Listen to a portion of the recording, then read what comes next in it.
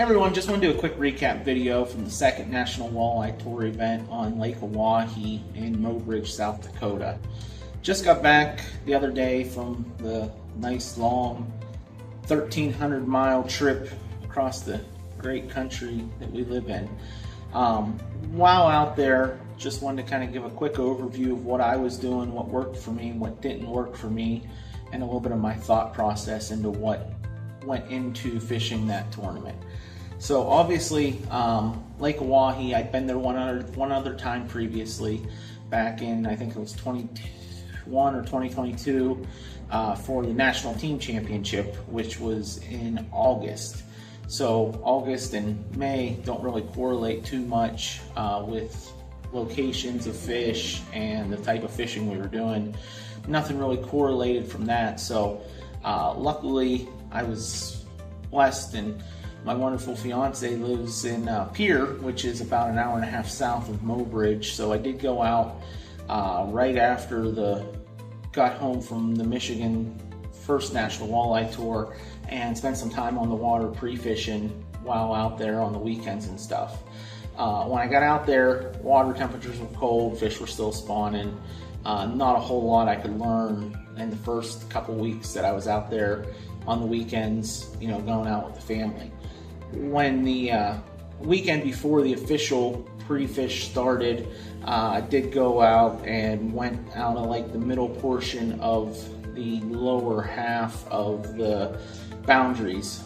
For the National Walleye Tour event out there, we had boundaries that were the North Dakota border and the Route 212 bridge.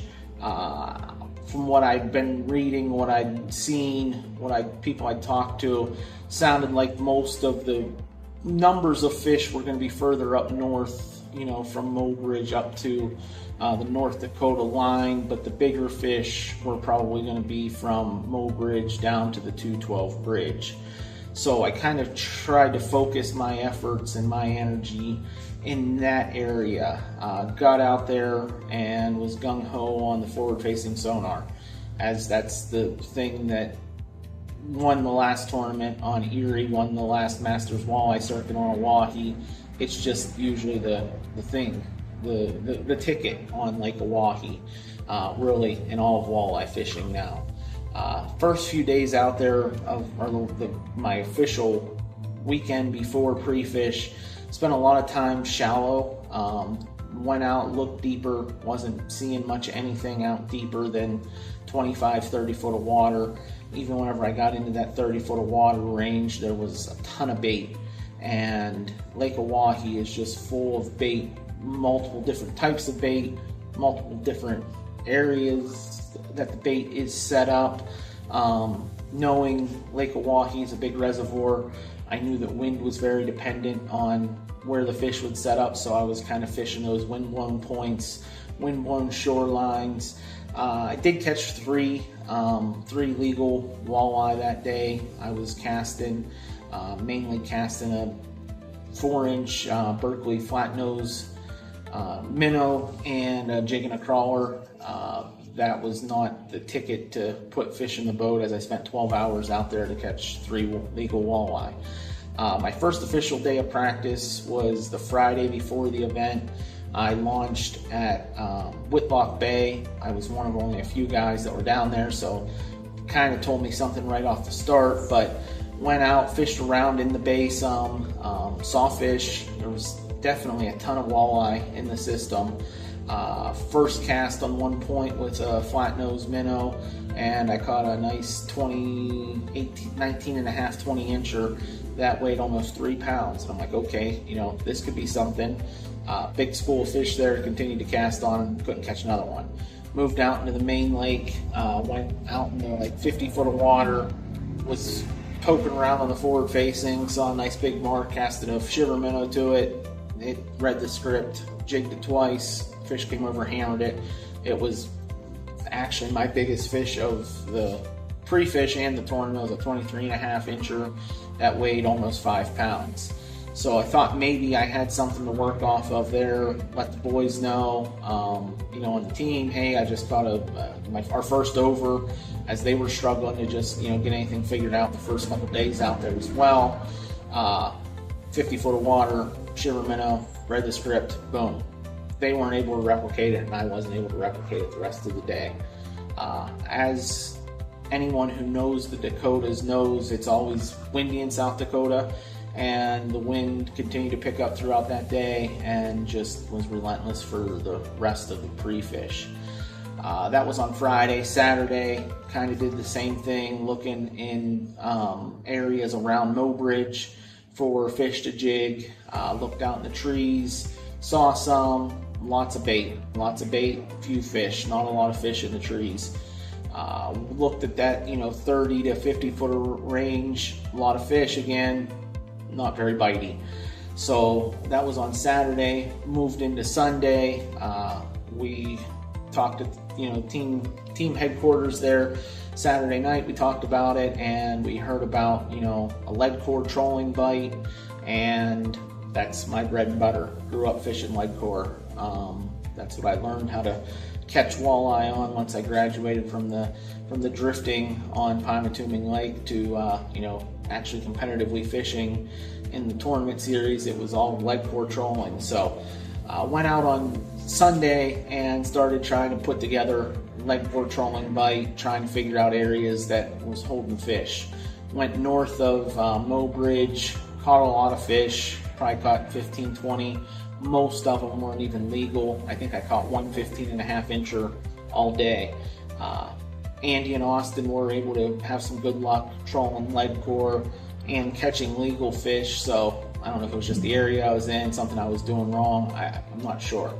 Monday rolled around, went and tried new areas with the lead core, just trying to figure out, hone in a game plan for tournament, because the tournament was Wednesday, Thursday, this event, instead of the normal Thursday, Friday. Wednesday, Thursday tournament, half a day Tuesday for fishing. Monday was kind of my last, full day. And I spent a full day out there. It was raining, cold, miserable, windy. Put a lot of time in the, front seat or in the driver's seat of the Warrior, driving around looking for fish, looking for areas. Put a lot of water, time on the water, running rods. South Dakota's a 2-rod state, so I was running around from one side of the boat to the other, just running my 2 rods, trying to be as effective as I possibly could. I really struggled when I got out there with the lead core aspect of things, because I'm used to having to tick bottom. I'm used to having to be beating the bottom up in order to get fish to bite in our local inland reservoirs, whereas that's not as necessary out there. You do need to have bottom contact at times, but it's really not crucial to be beating your lines off the bottom. They hit the bottom, they're probably getting fouled up with some type of slime that they have, algae, grass on the bottom of the lake, and also lots of snags, lots of trees, lots of wood, lots of everything in the lake is trying to take your crankbaits from you. So I really struggled with that as well. We were mainly kind of figuring out the areas, though. It seemed to be areas with the sharp bends in the river where they came up to shore and they had the hard breaks. What we ended up figuring out was you almost had to crash the breaks. The fish weren't on any type of flats. The depth wasn't consistent. There was humps and bumps, and depth goes up, depth goes down. We were trying to stay anywhere from 18 to 22 foot of water on our pre-fish. On tournament days, it seemed like I was even out a little bit deeper than that. But pre-fish wise, Monday, like I said, I struggled. I caught one legal fish on Monday. Tuesday, go out, and it's my last official day of practice. I had about a half a day to fish, and I said I need to figure something out. To give myself some confidence. I knew that Andy and Dave and Austin and Brandon were figuring out some areas, but I just needed to get some confidence that I could go out and do something myself. Went and fished an area, caught a legal fish, just one, in an area where Austin had caught multiples the day before. So still not really full confidence. Had another area actually right just north of the boat ramp that I wanted to check. Go over, put my lines out. I no sooner get my 1 rod set and I catch one, which ended up being about 21.5 and was 3.5 pounds. Got that fish in, got it back into the lake, got the line back out, boom, catch another one, 17, 18 incher. Okay, now I'm starting to feel a little bit of confidence. Get that fish in, back out into the water, line back out, boom, catch another one. So I caught 3 pretty much, boom, boom, boom. Now I have some confidence. Now that's what I needed. I needed to get the confidence in the program, in the baits, in the areas, crashing the brakes, and now obviously too, I've gotten a location that is producing on a pretty high level. So fish around for a little bit longer throughout the day, catch another short, small under, probably wasn't even a legal fish, head back in. Wednesday morning rolls around, I have my buddy Dave Yoder in the boat with me as my co. Dave and I have known each other for 10 to 15 years. My very first ever fishing tournament I entered was an OWF tournament, and Dave was fishing in it. So I've known Dave the longest out of anyone that was in South Dakota, and just so happened to draw him as my co on day one. Day one, I had confidence I could go out and catch 5. Knew I'd had to get lucky to get a big bite. Went and started out right where I had, caught my 3 the day before. Started making my pass, made a pass down through and caught nothing. That was the only time I made a pass on that stretch of water that I didn't catch at least a legal walleye. Luckily, go back in, make a second pass, catch 1 or 2, not exactly sure. I think I put 2 in the box that were keepers, legal, legal walleye.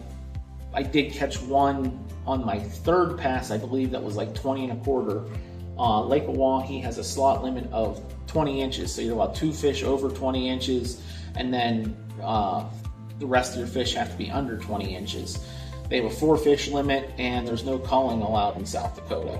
So once you put a fish in the live well, it's going in the live well. It's staying there until you release it to go back in, but you're not upgrading it or getting a bigger fish and replacing it. So once you have 8 fish total in your live well, you're done for the day, and you head in. So I caught that 20 1/4, and when I weighed it, it only weighed 2.3 pounds on my scale, which I had 17 inches in there that were bigger than that.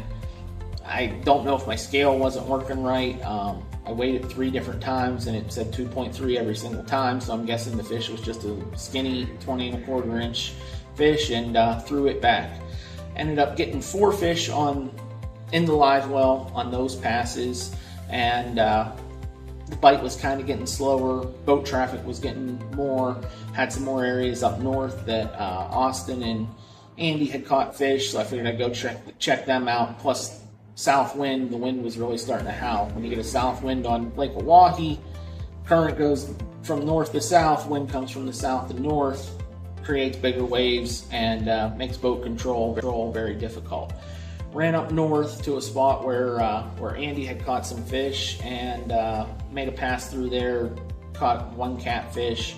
Went to my next spot where I knew Andy had fished. I had never fished it, and it was a very good spot. Ended up catching a 21 1/2 that weighed over 3.5 pounds there. However, as soon as you get out in the deep water, over deeper than 25 foot, you were in trees, and the trees were going up to 20 foot. So donated a lot of crankbaits to Lake Oahe right there, making that pass. But luckily, it was worth it because it gave me that that over that I needed to really help my bag on day one.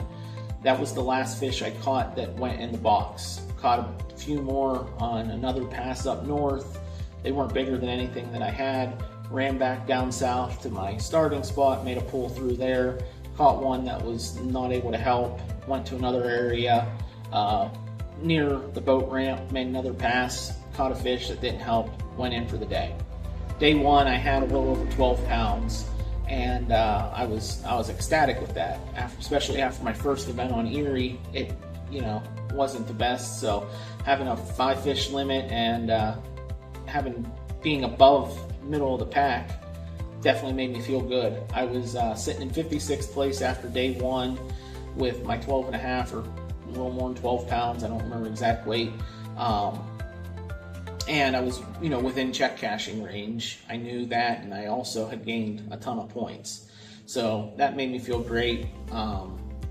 Andy, he was in the top 20 after day one. He went out and smoked a nice big 8 or 9 pounder. He got that big bite that was needed, and then also had a very solid bag of slots with that. everyone else on the team was, right there doing well, and not out of it by any means, but no one was really in it to win it. So, that kind of sucked after day one, but sometimes that's what happens. So day two rolls around, drew Kevin Warney as my co. Kevin, he is actually a local to South Dakota, and he had fished on Lake Oahe a bunch the week leading up to the event. So he had some areas where he was catching fish and catching good fish. He told me that, they went to an area his on day one that he, his co asked him if he had any areas, went to an area and caught a bunch of 22 to 23 and a half inchers that they didn't keep because his pro thought he, was anticipating to be able to get that big bite, that big Lake Oahe giant. So I had that in the back of my mind, but I told him, hey, we're going to get a start on my milk run because I've caught fish there every time I made a pass, and I wanted to get some fish in the boat and get some confidence. Went through there, through the starting spot from the day before, caught first fish was like 2-1, 2-2, threw it in the box. Next fish was like a light 1-7, 1-6, threw it back. Third fish of the day, one I wish hindsight, but hindsight's always 20/20. Wish I would have capped it. Was a 20 and a half that weighed 3.2 pounds. Caught the fish, looked at it, said, hey, it's early, my spot's producing. Kevin has these spots that, he's getting good overs, good or better fish, getting overs, threw it back. Went, fished the rest of the, for a little while longer, caught some more fish, just didn't get anything really great.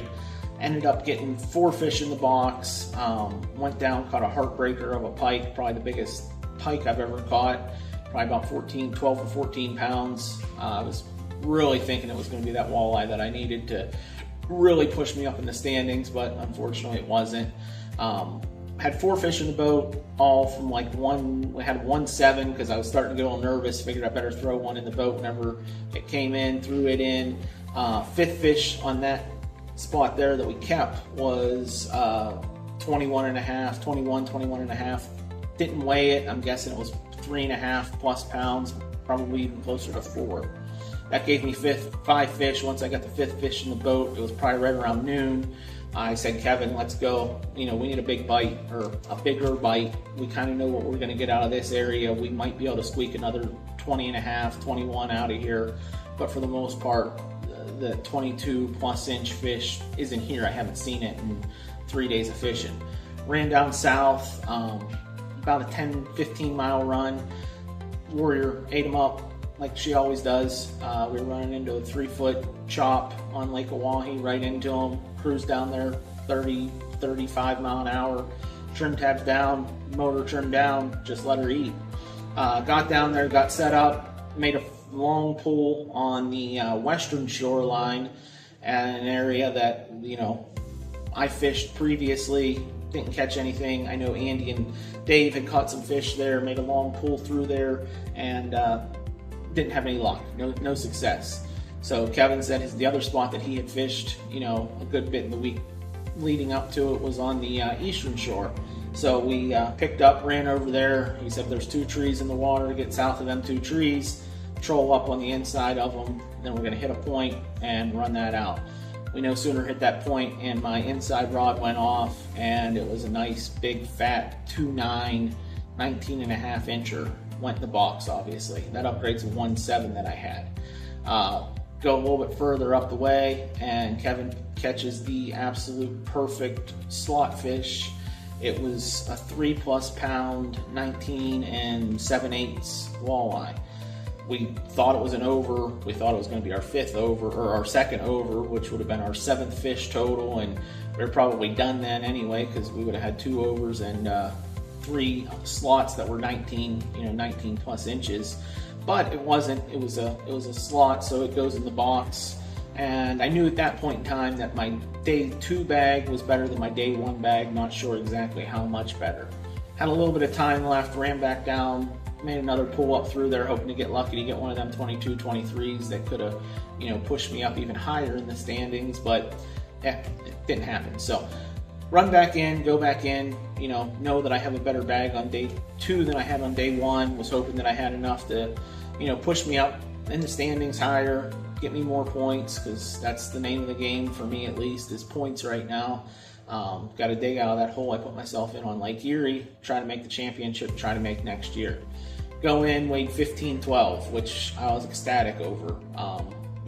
Fish that I had were bigger than what I thought they were, but when you're out on the boat weighing fish, it's tough to determine what they weigh with the waves and wind rocking. So go back in, obviously get that weight, squeak out. I was next to last check. I was 39th place, but second NWT tournament, cashing it as a pro, cashing a check. I was ecstatic. Obviously doing it in a way that I love to fish. I will never pass up a chance to pull leg tour anywhere in the world, let alone on Lake Oahe. I knew that the chance of getting that 10+ pound bite was not as high as if I was out casting for them, but there was plenty of guys who did get that 10+ pound bite pulling leg tour, and the standings reflect that. So what I was doing when I was pulling my lead, I was using my Fish USA flagship. It's actually a 610 medium fast bass rod that I just love putting it out of the back of the boat. It has super sensitive tip, super good action, works great for that application. I don't care if it's a bass rod or not. And then on my outside rod, I made a switch last year, I think it was, to these Fenwick Eagles. They're an 8'10" telescoping rod. And a lot of guys like 12, 14-foot rods. I used to be a guy who had 10-foot rods out the side of the boat. When you get those real long rods, they're usually two-piece rods, so you're losing sensitivity, you're losing the ability to see the action on your lure. So I made the switch to these, and I will never go back. Some type of, nice light-tipped telescoping rod out the side of the boat. Obviously, when you're fishing in a Warrior, got good boat control, and that was able to, keep those rods in the water. I was able to tell if I had a snag. I was able to tell if I picked up a little fish. If you look at my Facebook post from pre-fish or pre-tournament, I had a little 4-incher on there that I knew I had. So those rods are just amazing for that. Baits that I was using exclusively number 7 flicker shads on my side of the boat. White was very good on day 1, as was blue chrome on day 1. In the morning, both mornings, I caught a fish or two on this. This is a slick black pearl. Low light conditions makes it a great choice for that. The rock star on day 2 for me though was Uncle Rico. This lure, purple and white, everyone you talk to was having good success on whites and then the purples. I know that there was a lot of guys saying that they did real good on Purple Tiger. I ran Purple Tiger. I don't think I caught a fish on it. Guys were saying they were doing good on Jointed. I ran a Jointed a little bit and didn't have any success, but I don't have confidence in the Jointed baits. I've run them a lot in previous excursions and previous trips and just never really seen the big success out of that. Also put in some flicker minnows, number 7 flicker minnow. I had a slick mouse that did well for me pre-fishing. Don't think it caught me anything on tournament day, but when the number 7 flicker shads were working as good as they were, it was hard for me to take them off. The other thing that we were running was we were running bandits. We were running those on our outsides, or we're running those for bigger fish, hoping that the bigger profile of bandit. This is a blue chrome looking bandit that I had. I know Kevin's fish on day 2, the one that we threw back, the over that we threw back, and then also his big perfect slot was both caught on a bandit. Not sure exactly which color it was, but I know the blue chrome bandit was working very well for me as well. So I just want to give a quick recap, let everyone know where I was at, what my thought processes were, trying to keep everyone engaged, trying to give as much information as I possibly can to help everyone in the future and anyone else going out to these amazing lakes that I'm getting the amazing opportunity to fish.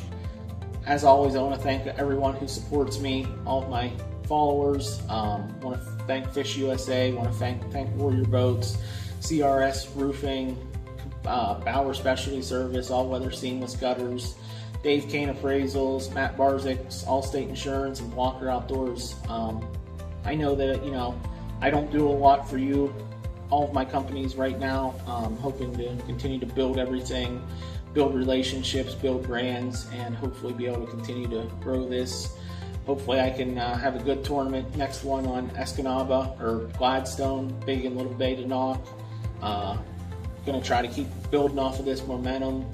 39th place finish. Like I said, I'm tickled pink by that. So cashing a check, covered my fuel and my lodging for the week. So that was great. Just keep on rocking and get to Gladstone. Probably not going to be pulling lead core on Gladstone. It's a big open water basin, so got all the casting rods put in the boat, but don't worry, we'll still have some type of trolling gear in there just in case. I've trolled the first 2 events, and one of them worked out, one of them didn't, but who knows? Trolling isn't dead yet. So we'll see everyone later. Thank you for the support, and thank you for watching.